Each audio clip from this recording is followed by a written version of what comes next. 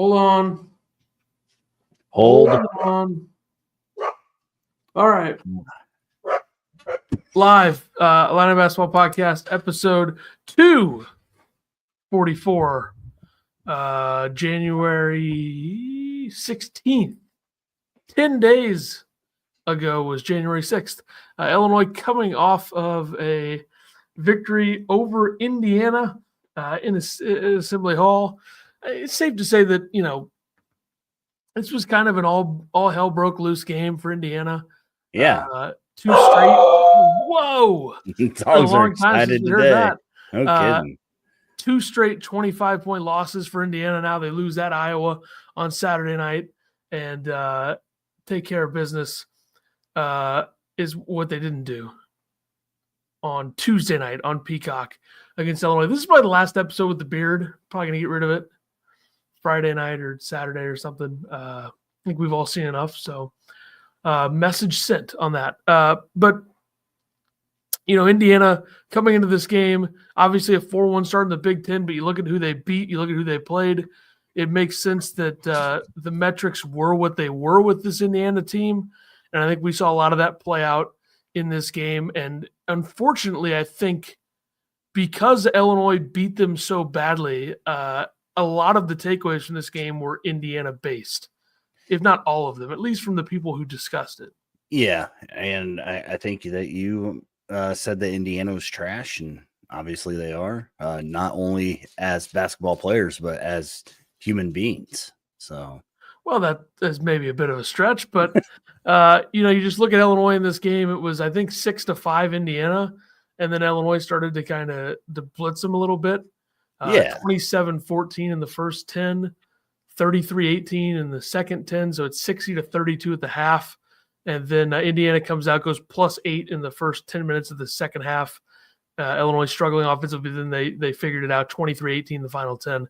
And Mike Woodson, I think it's kind of surprising that Indiana was able to get to the tournament multiple times with him. And I will say the Trace Jackson-Davis part of this is somewhat significant. The fact that he stuck around when he didn't have to in 2022 when they made the tournament. That was an older team too, in some ways. Maybe not that old, actually, now that I look at this stuff.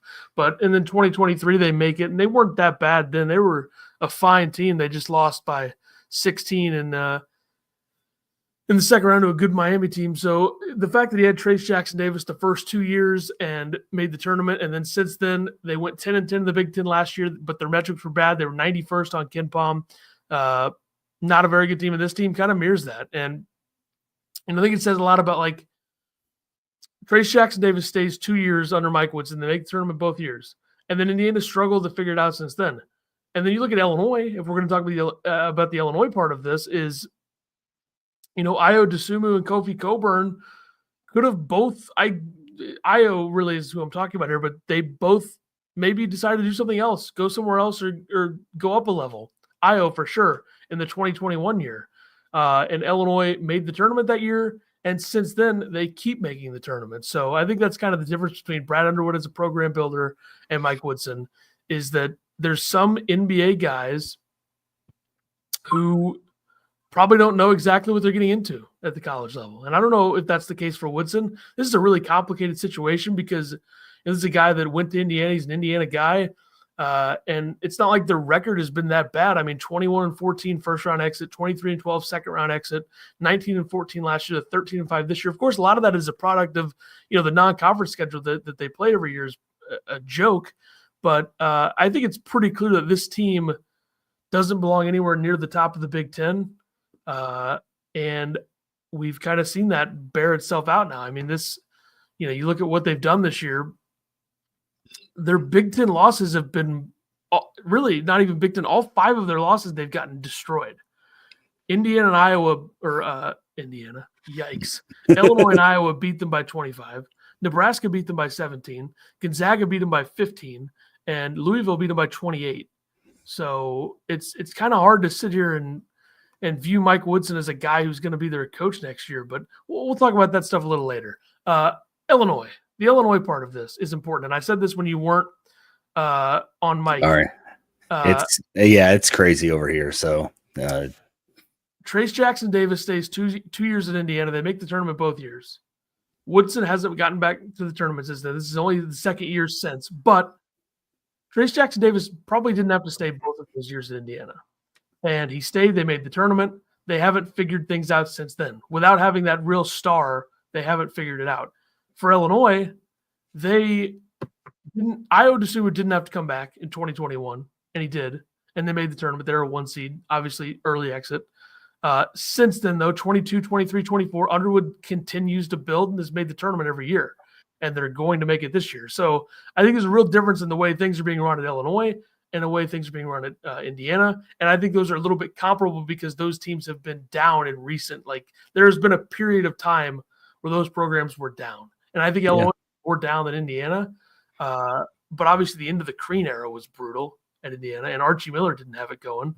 So that's kind of the gross era at Illinois in some ways. But there's some pretty legitimate differences between the top 4 programs in the Big Ten right now, the way they're being run and the way Indiana's being run. Indiana's being run as like an NIL, like they spent a ton of NIL on this team, and this team stinks, and this team is poorly constructed. I think the fact that people bought into the Hinkle relax. The fact that people bought into the with this Indiana roster going into the year me. Overall point. Let's wrap a bow on this. Good. The way things are being run in Indiana and the way things are being run in Illinois, there's huge differences. And this is exactly what this game was. Illinois gets a big, Casper Siakachonis comes back, comes out flying, makes 2 threes and a bucket. I think he might have had 8 of the first 10. Yeah, 8 of the first 10. And the other 2 points, I believe, was when he drove and then tossed it to Ivisic for a lay-in. So he was in the mix early. And Indiana was not in the mix. Because Indiana, what amazes me is that everything Indiana did on both sides of the floor played right into Illinois' hands. They took tough twos on one end, 47 twos they took, 18 threes. And on the other end, they're kind of forced to do this, but they're playing drop coverage. And Illinois just crushed it. I mean, destroyed the drop coverage. Yeah, and it's kind of weird that Indiana just kept relying on taking. At one point, I think Ballo took 2 in a row runners from the free throw line. So I think he made one of them, right? That's good. Yeah, maybe, probably. Ballo, to me, looks like a guy who's not in shape. He looks like a guy that just doesn't care. I think it's probably both. Not in shape to play in the Big Ten like this, clearly. Like he played 34 minutes. Like it's not going to get any better from here, I wouldn't think. No. And Illinois kind of just, they did what they do on the road when they blow teams out, which is they made threes early. They made a lot of shots early. Like they had 60 in the first half, 34 in the second half. If they don't have, there's no flow to the game in the first 10 minutes of the second half with all the foul calls, and Illinois can keep doing things on offense and rhythm, they probably score over 100 in this game. And that's kind of what Illinois has been in some of these wins. And they got 3 Big Ten road wins now out of their 5 wins in the Big Ten. They got another opportunity on Sunday. I would have liked to see, I don't know, like Jake Davis played 19 minutes in this game. I don't know if that's justifiable with Will Riley only playing 10. That's hard for me to see, especially in a game where they were up by a lot for the majority. Yeah, I mean, I don't know if Brad's kind of lost faith in Will Riley, but yeah, in this sort of game, you think that he would get a little bit more run. People are asking where's Kerry Booth in a blowout like this too, but it didn't feel like Jake Davis played 19 minutes. It also didn't feel like Will Riley played 10. No. I'm amazed that those are the numbers. Yeah, I would agree. And Will Riley was fine. I mean, he missed 2 threes. He can't buy a 3 right now, but he had a good putback and missed a free throw, which he does every game. But and Illinois there's something. The number one thing in basketball that takes effort is rebounding, and Illinois killed them on the boards, 51-37 on the boards, just killed them, and that's Brad was hammering that after the last game, so not surprised. And you know what else that kind of played out going into it, something that I wrote down here. Illinois 20th in three-point attempts per field goals made. Illinois shot nearly 35% in this game, made 11 threes.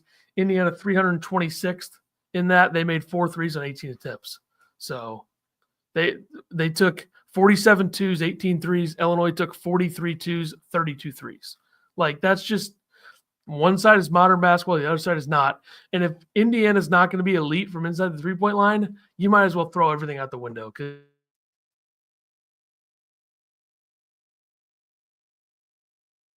is he just frozen for me, guys? Is he frozen for everybody? All right. Maybe StreamYard was tired of listening to him talk. Ethan, you're frozen, I think. So, all right. He froze. Get him out of here. Uh-oh. Well, it's just me, guys. I have no idea what Ethan was talking about. The bench should have came in earlier in the game. Yeah, I don't know why Brad. I guess he just wanted to step on their throats more, but come on in. Oh, he froze again? What's going on here? Am I frozen? Can you guys hear me?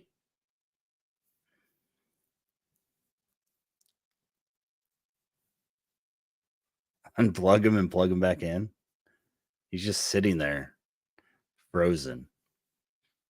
Anyways, is Luke Goody hated by the Illini fan base now? That's what I want to know. Ethan's sticking up for him, but kind of went after KJ, and then he did whatever with Tommy. All about the metrics, pushing for the best seed possible. Yeah, I don't know. Does the metrics matter? Like 5 points? Goody was being a thug. I agree. He's back. And he had to swap himself. Much. What? I got punished for talking too much. Yeah, that's why the StreamYard cut you off. Anyways. Yeah. Goody went after Dockich. Yeah, I saw that. Good Can stuff. I just say, like, I don't know. Dockich is such a fucking douchebag. Like, he also like tweets a lot, like too much tweeting, and he really lacks. And like, I don't find him entertaining at all. His voice to me is not good for radio. I guess it's good for Indiana sports radio, and it's a tough line to toe for Illini fans because Brad Underwood went on Dockich's show the day after the game. And that's the other contrast between the two programs. Mike Woodson does a post-game hit on a radio show after every game. Didn't do it this time, apparently. And then on the flip side, the Illinois coach is going on Indiana sports talk radio. So I don't know. It's interesting. And for Goody, I'm not going to sit here and say I hate Luke Goody because you know what? If Brad Underwood doesn't have a problem with him, and if Illinois basketball doesn't have a problem with Luke Goody, who are we to have a problem with Luke Goody? He was playing hard. There's obviously frustration when you're getting your ass kicked for the second game in a row. There's frustration, especially for a night like Goody. Like, he probably wouldn't have played really well against Illinois. Not that that's anything that, he hates Illinois, but that's, he played 3 years there, and I don't know. Yeah. It's tough. It's the people that hate Luke Goody, though, because of this, come on. Like, Imbrats, settle down. I mean, Ethan made Luke Goody the player of the game, guys. So, yeah, the two who need to battle it out in a boxing match: Tomislav Ivisic and Luke Goody. For Ivisic, that's just like seemed classic European to me for him to do what he did. Yeah, I don't know what exactly happened, but it looked like Tommy's like leg gave out. I don't know if that was. Well, I think that's something. Goody, I think that's something where you're not expecting to get hammered like that. Right. Yeah. Game's over. A guy shouldn't be playing that hard. Luke Goody plays hard. We know that. He had a good game, though. Ivisic, 6 for 12 from the field, 3 for 6 from 3.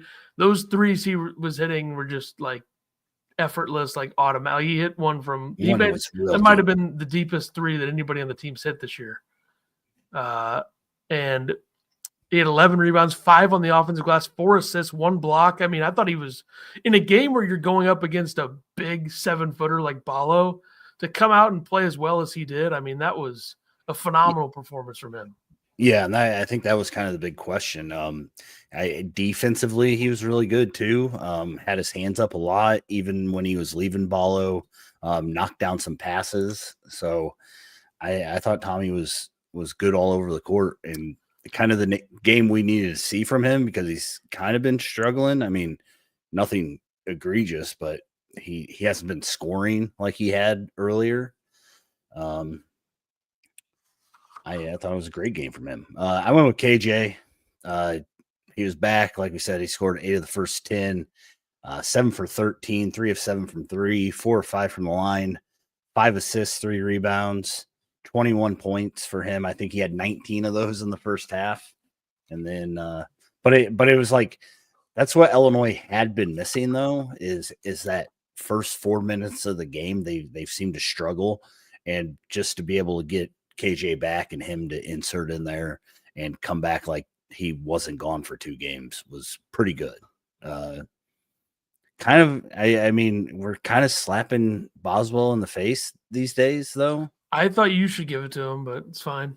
I thought KJ was what Illinois has needed, though. So, I think him coming back and the way Illinois got off to a hot start, he gets it for me. So 6 turnovers in this game, by the way.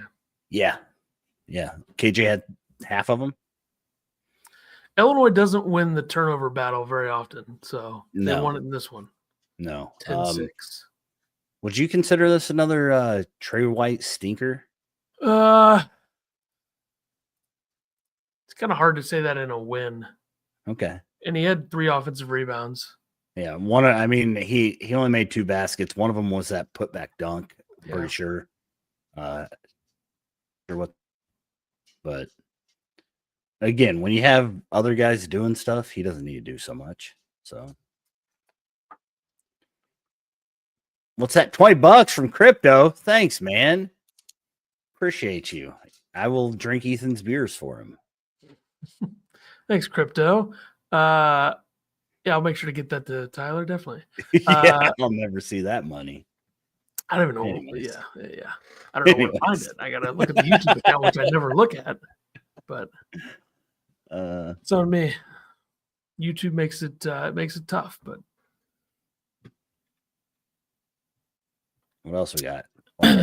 I never really got to shout out Luke Goody. I mean, Luke. Goody, Luke Goody. 5 for 9 from the field. Had a rebound, an assist, fouled out, incited a riot at the end of the game. Might have got one of his fellow players suspended. Did they do anything with Ballo for that? I didn't see anything. They shouldn't, but yeah, I'd make him play 40 minutes a night and punish him for his lack of effort.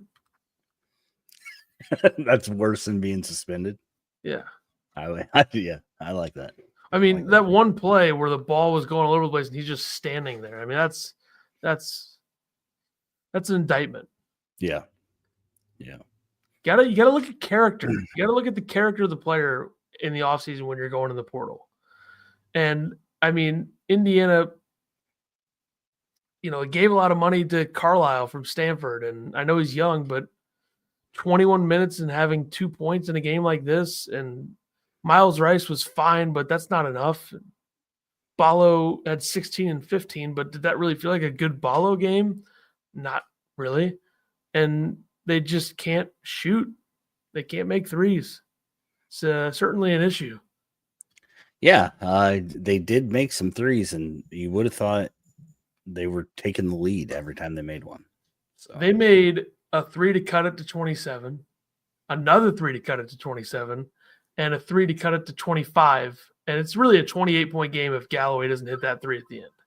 So, and Galloway and Goody, like if they're going to go 3 for 11 from 3, that's really not that bad for the Indiana standard, because you have pretty much 2 starters that are, I guess, capable of scoring a lot of points from 3. I guess 3 if you count Mbako, but in this game he went 0 for 3. Like, Miles Rice doesn't do it. Ballo's not going to do it. Goody and Mbako are shooting 36% from 3, and Galloway in his 11th year at Indiana shooting 37. So like they got guys who can do it. That's not their offense. That's not what they are. That's not what they have been. Like if you look at all 4 of Mike Woodson's teams in Indiana, they are 273rd in 3-point percentage, 255th, 200th, and then the complete outlier year is the year where they lost in the second round to Miami when they were a 5 seed. They shot 39th best in the country, 37%. So it's not the way they play basketball. This is one of their worst teams from 2-point range in terms of ranking, and maybe, could be their best in the end. Right now it would be their best, but if you look at, amongst where the game is at and where the rankings are, it's not their, best. It's kind of amazing that the season still has to play out though for me to compare the year-to-year stuff, but they also don't force turnovers on defense.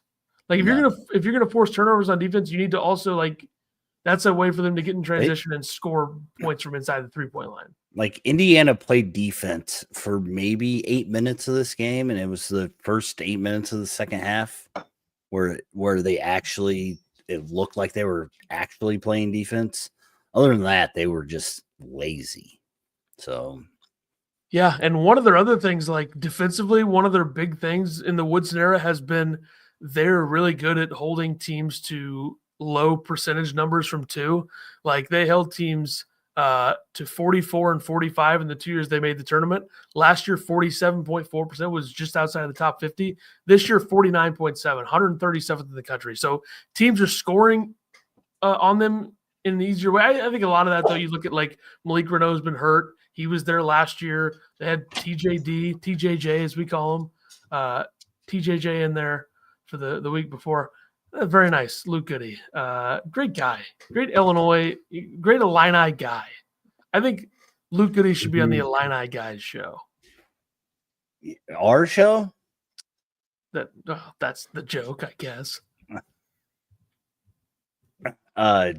Lazy Forrest Gump said, when was the last time Illinois started 4 whites before this year? We got KJ, Ben, Tommy, and Trey White. It's a good one. That's a good one. I don't think it's that good at all. Also, Forrest Gump is a brutal very film. Good. I saw your buddy today at lunch. Tom Hanks. Ballo 2 mil NIL. I saw somewhere they had. I think it was 1.8 million. 8 million total for their team. I don't think those figures are correct. I think Ballo was 1.2 million. I believe. It's insane. You should have brought that Luke Goody thing to the watch party. I should have. I forgot it was. Let's get a big screen on that. Let me see if I can. That's great. Perfect. Sitting in the chair. It was the only one available that year, so that's why I got it. Get him on the mic with Ked. Yep. Should be good. A couple other thoughts. I mean, DGL continues to be really good. Yeah. 16 minutes, 3 of 8 from the field, 4 for 4 from the free throw line, 2 offensive rebounds. Ever since I called him out, I think I called him out in the Tennessee game maybe or something around that time. Mm-hmm. He's been really good. Very, very important. Like teams are they not okay? DGL is really fast and teams are caught off guard by that. But what I really want to know is what was Indiana's scout going into this game? Did that look like a team that had like a well thought out plan? No, it didn't. Did their coaches watch film? Like I don't understand it. I'm pretty sure they left KJ wide open at one point. He was like standing his second 3. He was like standing there. Nobody was near him. I think Ballo was the closest guy to him, and Ballo just kind of reached his hand out. And the first 3 was just that good 2-man Ivisic kind of clearing a spot for KJ to hit an open 3. But the second one was nobody. He just Hummel was like, you got to guard him. I mean, I don't know what they're doing. And Hummel was good in this game. I don't know why people complain so much about Hummel. Like everyone's like, "Oh, surprised the Purdue guy's rooting for Indiana in this game." Like the whole this announcer hates my team thing is one of the worst things in sports. It is unbelievably annoying. Hummel is probably the best thing we have in terms of a guy who covers the Big Ten, and we have to bitch about him. A game that Illinois won by 25, who cares? Marez Johnson, 18 minutes, 5 points, 1 of 3 from the field, 3 for 3 from the free throw line, 10 rebounds, and 1 was his only field goal made. He made an and 1. So, yeah, on a good pass from Tomislav. Yeah, Illinois 16 offensive rebounds to Indiana's 8's great. People are asking about DGL's mom. DGL's mom posted on Twitter, OMG, Brad had the best coaching game this season tonight, but there are things about him that really drive me more nutty than I already am. Let your dog sit and play your bench, bro. That is what's best for the team, not individual stats. And I sent it to Ethan, and his response was, hope you guys can't read that, to be honest with you. I wasn't talking to her. Anyways. I was not responding to something else. Nope. No, I was responding to something else. It was literally the next thing. It said, shut the F up. Oh. I would never post that out there. I think there were a lot of people that thought that Brad should probably bench the starters. So yeah, but the net and the metrics have put us in a place where you have to blow teams out. I agree, but do you think that she was talking about her son needed to be on the bench too, or no? Okay. Yeah, Brad does leave a starter. Yeah, he's a metrics guy. So and he's the kind of guy that's going to let you try to get your triple double. So. Also, how old is she using the term nutty? I mean, what are we doing? What is this? Some sort of Eddie Murphy film? I mean, Jesus. I already mentioned Jake Davis, Will Riley, DGL, Marez. I feel like we had a DGL's mom ban on this show. We don't need to talk about that. Elsewhere, let's see. I thought Indiana was capable of keeping Illinois inside of 80 at home. I thought that Illinois would kind of have that moment where struggling to score a little bit, but that didn't happen. I mean, there was a moment, but they scored so many points before that it didn't matter. We did kind of snub Boswell. Humrickhouse, 26 minutes, 7 points, 5 rebounds, and a steal. He was 3 for 6 from the field, 1 for 3 from 3. Made a 3 when they kind of needed it, whenever it was down to like 18 or whatever. But Hummer, his other points, he did score that Damask style turnaround jumper on Goody early, and then he also had that great cut to the basket for a dunk. So, and Illinois, I don't think has had anybody who's as good at being a passer as a center as Tomislav. He was on display in this game. He made some phenomenal passes. Yeah, 4 assists. Sorry, guys. It's a crazy day's crazy today. Anyways. So Illinois improves 13-4, 5-2 in the Big Ten. Should we talk about the near melee at the end of the game between Did we? I mean, I thought we did. I mean, we kind of touched on it. I mean, I wouldn't call it a melee. I said near.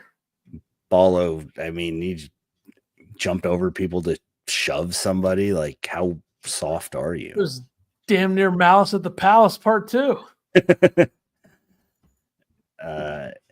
Did you hear the quote from Underwood that he initially didn't want Damask until the staff dug into him more? I did hear that today. A lot of Brad's quotes sound too good to be true. With Dan Dockich.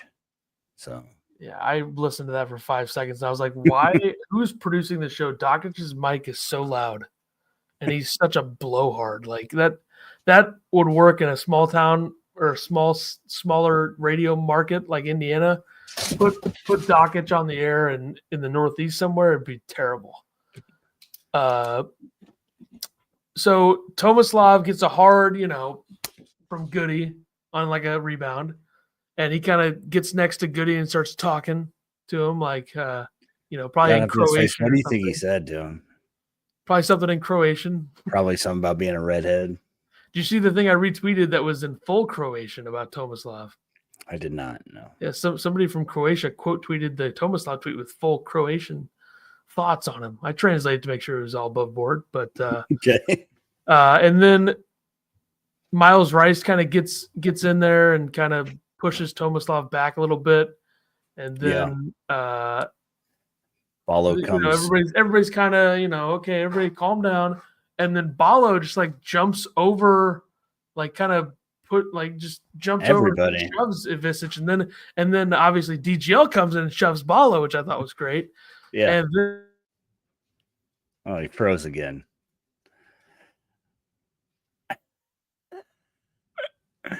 This is a shit show of an episode, guys. I tell you what.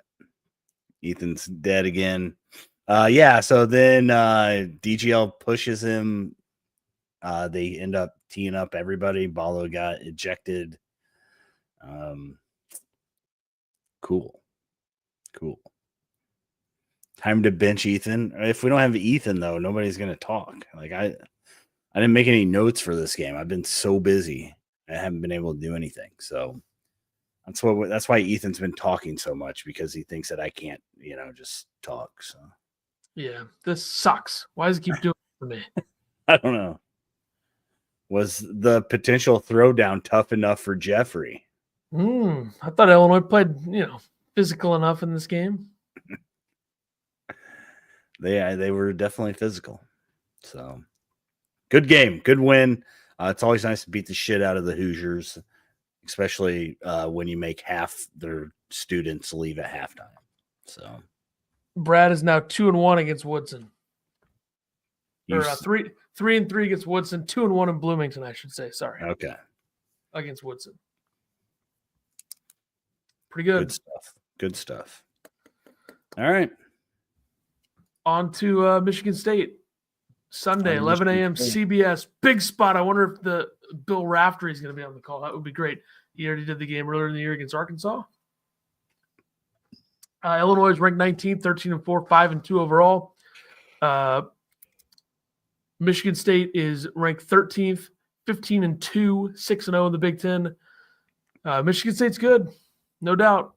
Better than I thought they'd be. It's going to be a really good game. The Michigan State has the third longest win streak in the country at 10 behind Duke and Iowa State. It appears I was wrong about the preseason. My thoughts, Michigan State preseason, I thought their roster was kind of boring and not great, but I guess I'm wrong. I mean, they're 6-0 in the Big Ten. They've also played the bottom half of the Big Ten. I know, but there's a lot of things about their team, though, that tells me they're probably pretty good. Yeah, I mean, still going 6-0's good.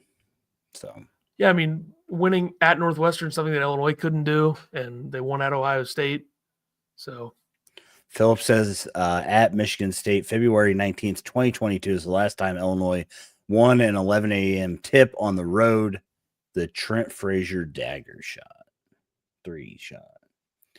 Ethan freezing in the middle of blasting off on Dockage is production. Yeah, that's. Well, I thought he sounded so much louder than Underwood. It was just, his show makes money though. We just do this which is shocking to me. You guys, whatever. His show sucks. Ethan is definitely writes everything down. I would love to. I don't know why we don't do that. I'm not allowed to because Tyler has to have a typed out document. What are you gonna do? Fax it to me? We could write down separate notes.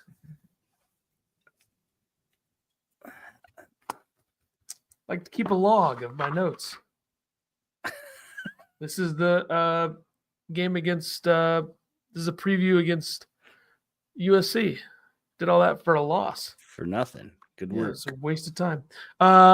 They have losses to Kansas by 8 on November 12th. They lost to Memphis by 8 as well on November 26th, both neutral site games.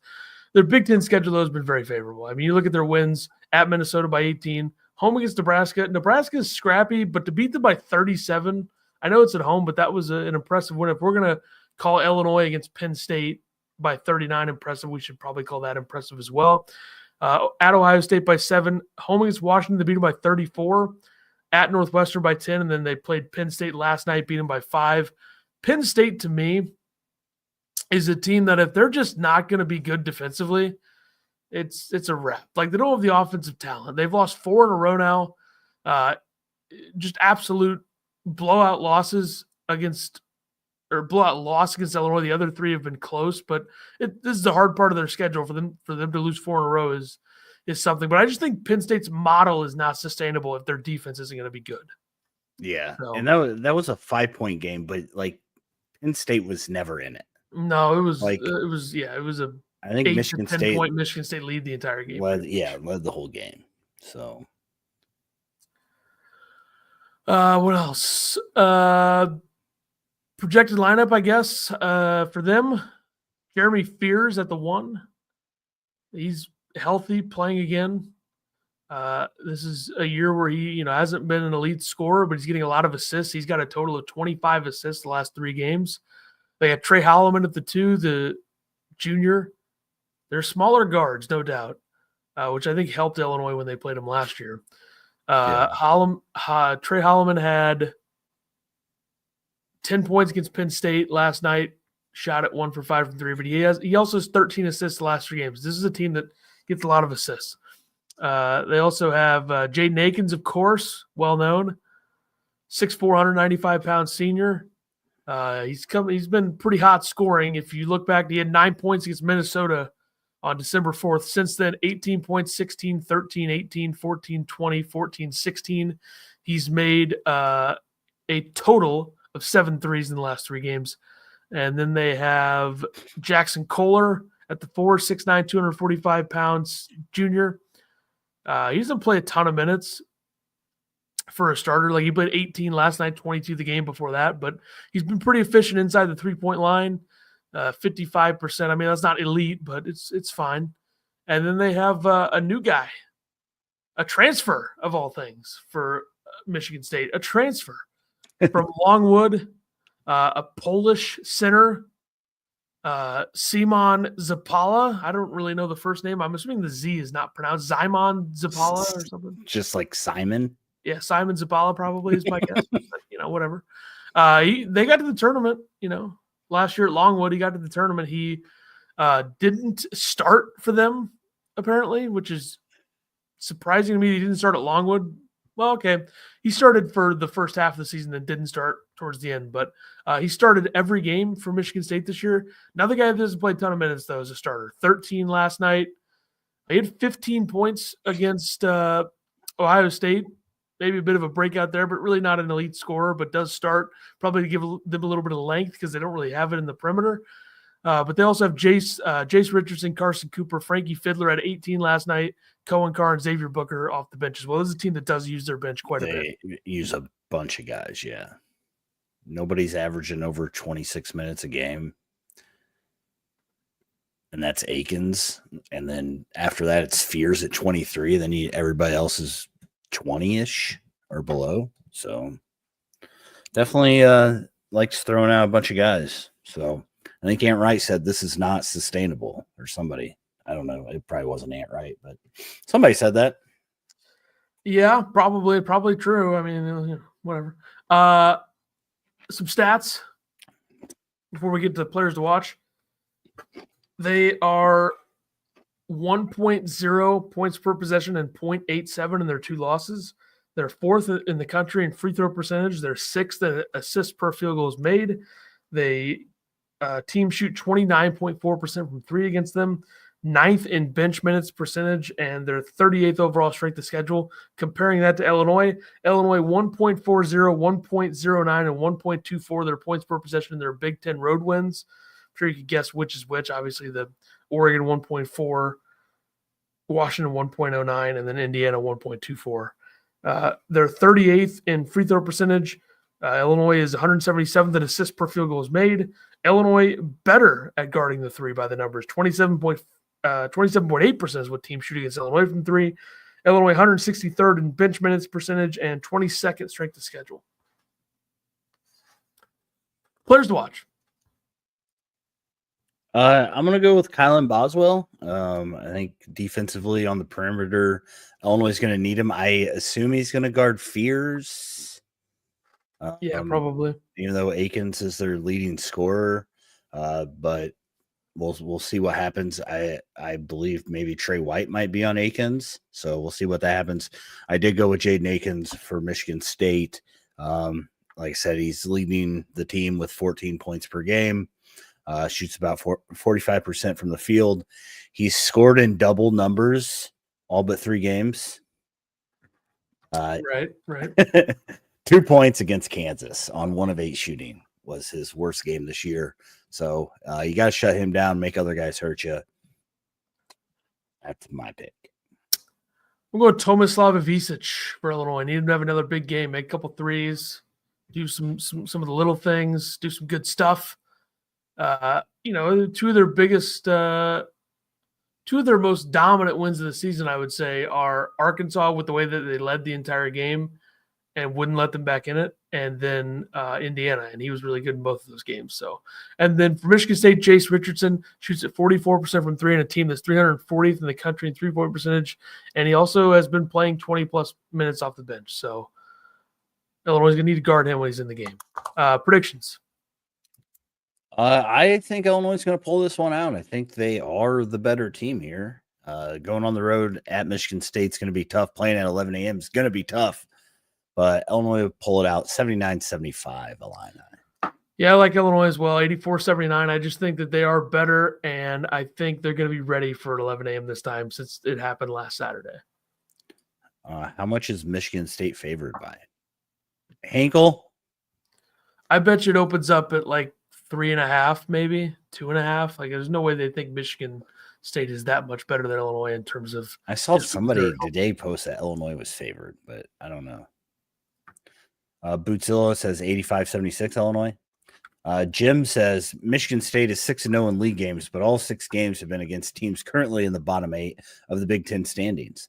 They will be moving up soon in schedule difficulty. I think their schedule gets hard towards the end of, at UCLA, Oregon, Indiana, Illinois, Purdue, Michigan, at the beginning of February. So I think that's kind of when because after Illinois, they have Rutgers, Minnesota, and then USC. So we'll see. Philip thinks 88-75 Illinois. Guys, just can't pick close numbers to each other. Come on. Illinois is certainly going to need to score a lot to win. Last year, they lost at Michigan State 88-80, and they were winning that game. So, yeah. We need the points. Illinois might be a better road team, though. So I think they figured it out after losing to Northwestern. Yeah. It's almost like you need to lose those games to learn things, Yeah, I would agree with that. I think Illinois are they 7th in the net, 7th or 8th right now? I think they just moved back up to 8th. I think they dropped to 9, moved up to 8. Possibly. I bet they're 7th. Okay. I'll bet you that they're 7th. How much? Nothing. They're 7th. They're 5-3 in Q1, 2-1 in Q2, nothing in Q3, 6-0 quad 4. So yeah, as of USC now, did USC move up. is a quad 2. Yeah. USC is currently ranked 73rd in the net.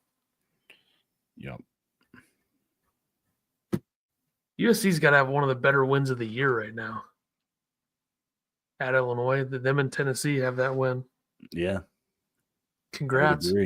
Never going to happen again.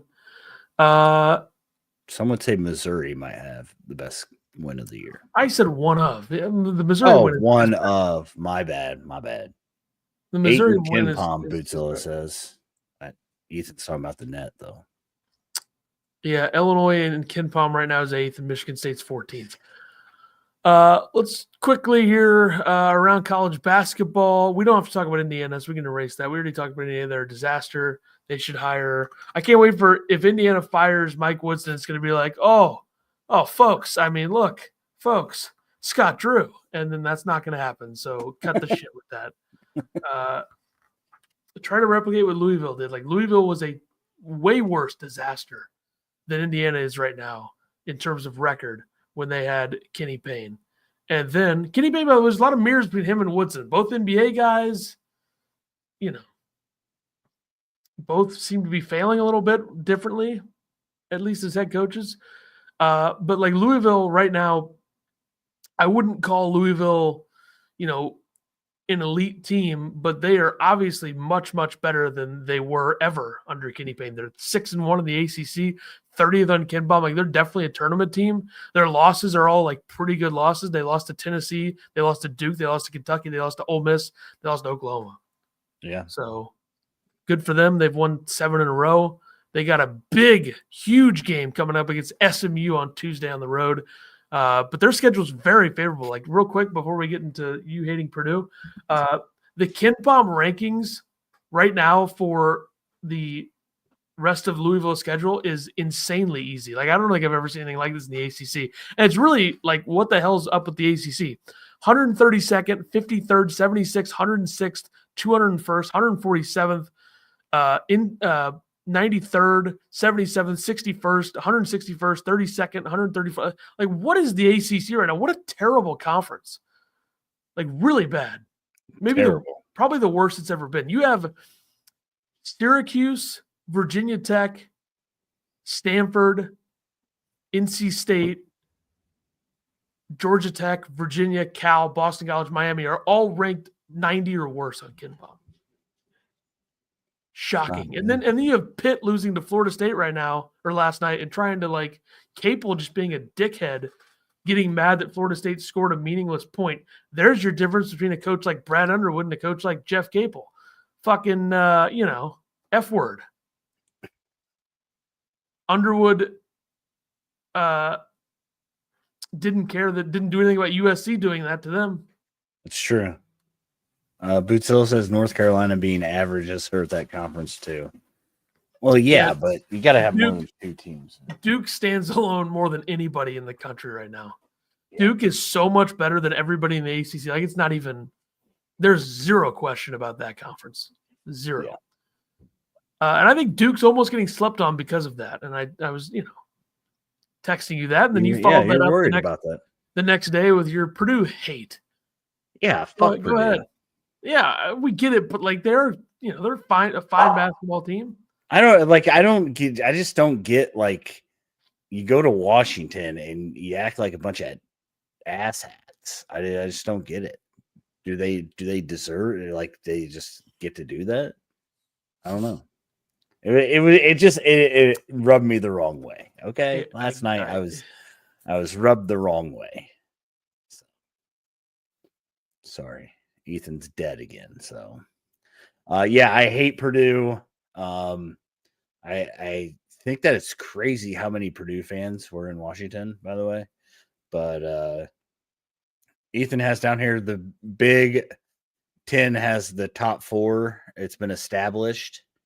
I assume he means Michigan State, Michigan, Purdue, and Illinois. Yeah, all right. That's the show, guys. See you later.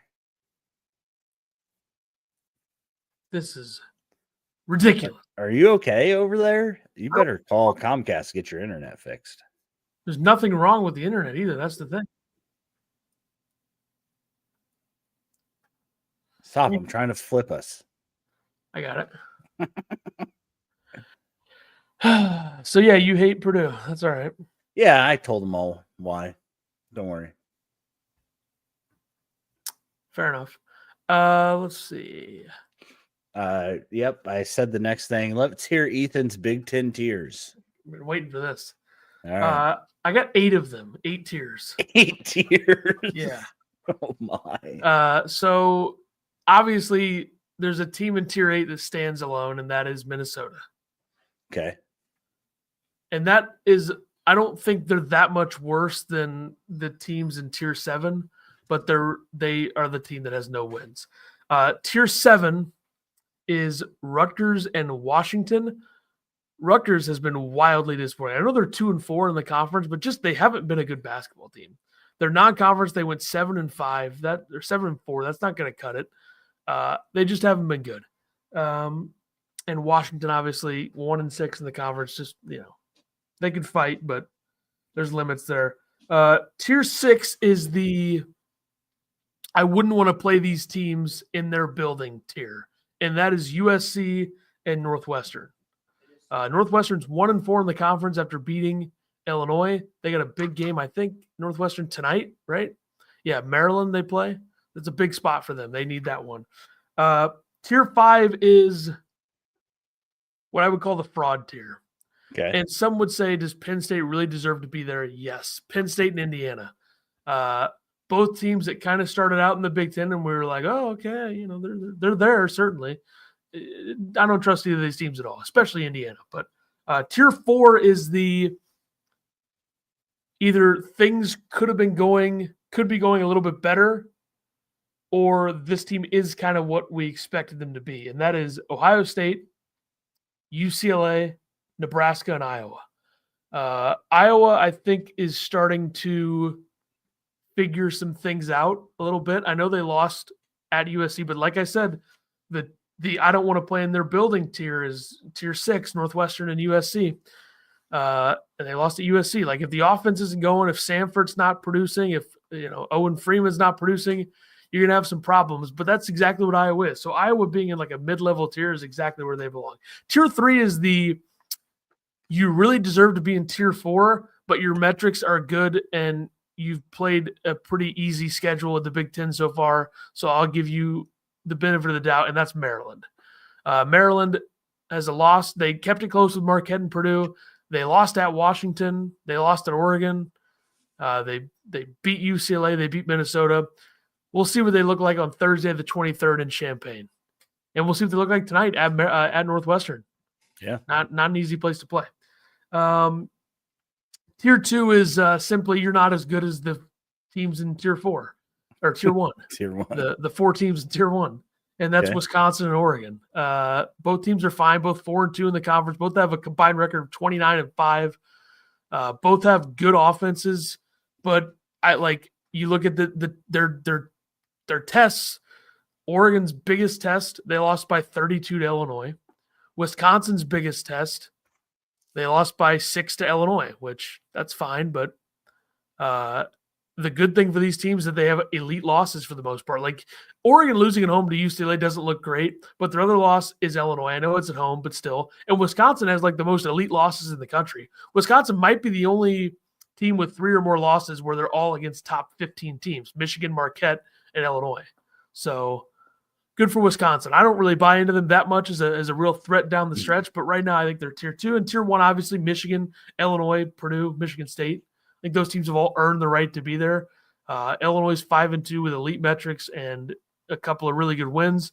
Michigan and Michigan State are combined 11-0, and Purdue 6-1. So I think those teams have earned the right to be by themselves in Tier 1. Philip says Oregon has 8 quad 1 wins. They're better than you think. And they're in Tier 2 because they lost to Illinois by 32. Yeah, it's not like you had them in Tier 8. The similarities for the 4 teams in Tier 1 is that, like, analytically, they're all almost consensus top 15 teams. So yeah, Oregon is not that. Oregon's probably, top 20 team in the country. Bootzilla says, I think Purdue should be Tier 2, just not good away from home and have played bottom feeders. I feel like Purdue has a very favorable schedule this year in the Big Ten. So, That's all true, but don't you think Purdue's kind of earned, like Painter has kind of earned the to be despite what the roster is. Cocky assholes, sure. Despite what the roster is, Painter's going to get a lot out of them, and they're 6-1 in the conference. I know that Penn State loss doesn't look great right now, but I don't think – I think they've earned Tier 1 status, but I don't know if I would bet on them being a Tier 1 level top 15 team in the country 2 months from now. You think this Purdue team can get to the Sweet 16? Yeah, I don't think they can get past that, though. Yeah. They would need a decent path. I don't think TKR – he's been good this year, but I don't think he's a guy that you're really afraid of that's going to dominate you. And Braden Smith's really good. I get that people don't like him, Illinois people, and I understand that. But at the college level, he's one of the better.